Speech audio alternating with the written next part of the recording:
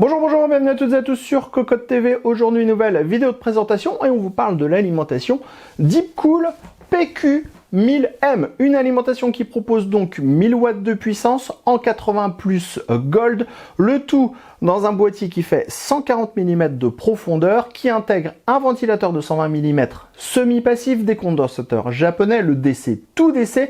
Les câbles sont intégralement modulaires, la garantie est de 10 ans et le tarif 259,90 €. On vous propose d'en faire le tour complet, c'est tout de suite, c'est maintenant, c'est sur Cocotte TV.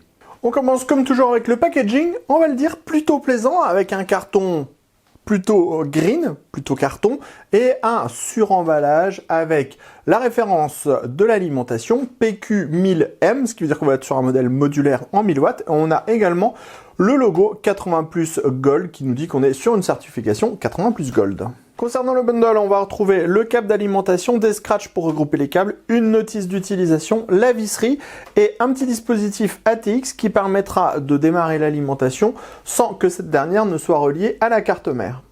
On enchaîne sur les câbles, ils sont tous modulaires et tous de type plat. Alors vous allez le voir, Deepcool a fait un choix très particulier pour les PCI Express, mais on va y revenir. Au niveau des câbles, on va retrouver un 24 broches ATX de 61 cm de long. Ensuite, on va avoir deux câbles 4-8 pins CPU 65 cm de long.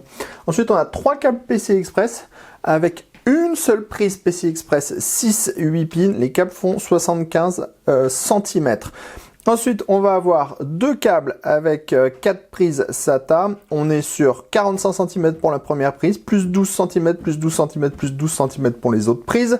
Ensuite, on va avoir un câble avec deux SATA, deux Molex, même longueur. Et enfin, un dernier câble avec 3 prises Molex. Comme on vous le disait, le choix pour le PCI Express est assez particulier puisqu'on a uniquement 3 prises PCI Express 6-8 pins, alors qu'en plus on est sur un bloc qui envoie 1000 watts, donc on aurait pu penser qu'on aurait pu avoir jusqu'à 6 prises PCI Express comme on a chez la concurrence.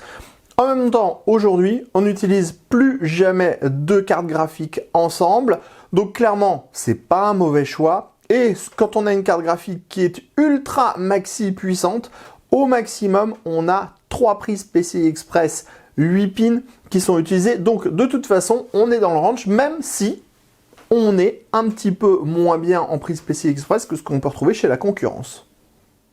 On termine sur le bloc ultra petit, 140 mm de profondeur, poids 1617 grammes. Le design est hyper sleek, c'est-à-dire qu'on a quasiment rien sur le bloc, on a assez peu d'inscriptions, on a juste 3 petites touches de couleur avec le logo Deepcool ici, l'interrupteur là, et de nouveau le logo Deepcool de l'autre côté. On a une forme de boîtier qui est légèrement arrondie sur les côtés, c'est très joli, mais clairement c'est ultra simple. Sur le dessus, on va avoir une grille qui est directement entaillée dans la carcasse du bloc avec des gros carrés, donc clairement ça va très bien laisser passer l'air.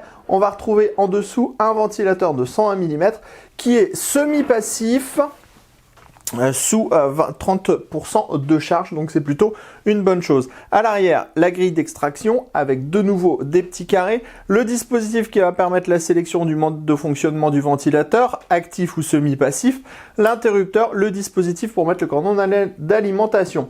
Sur le côté droit, on retrouve le même petit logo Deepcool, ultra simple. Si on tourne une nouvelle fois, on va retrouver tous les connecteurs à destination des câbles modulaires, donc pour pouvoir brancher le 24 broches ATX, les câbles CPU, les câbles PCI Express ou encore les câbles à destination des périphériques. On termine sous le bloc d'alimentation pour vous donner les tech specs de ce dernier.